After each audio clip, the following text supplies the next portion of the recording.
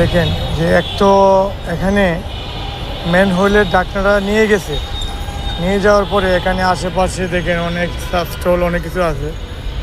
এই সকল স্টলের লোকজন এই মেন হোলের ডাক্তাররা হয়তো ভেঙে ফেলে এই ডাকনার ভিতরে ময়লা ফেলে এটা ভরে দিচ্ছে।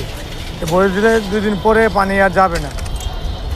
এই ধরনের অবস্থা যদি বাংলাদেশে ঘটে এবং এই এলাকার সংশ্লিষ্ট যারা কর্তৃপক্ষ আছে এবং এদের বিরুদ্ধে যদি কোনো ব্যবস্থা না নেয় তাহলে কে ব্যবস্থা নেবে বলেন? এবং আমি মনে করি যে এই ধরনের সচেতন হওয়া দরকার। এদের মধ্যে কারা কারা মেন হোলের মধ্যে এইগুলি ফেলাইছে।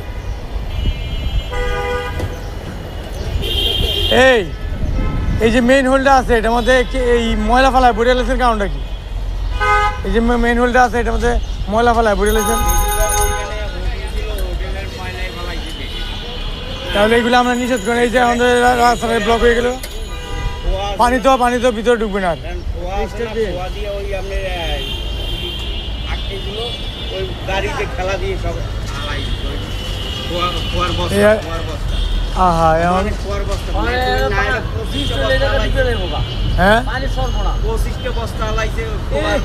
এরকম যদি হয় তাহলে পানি যাবে।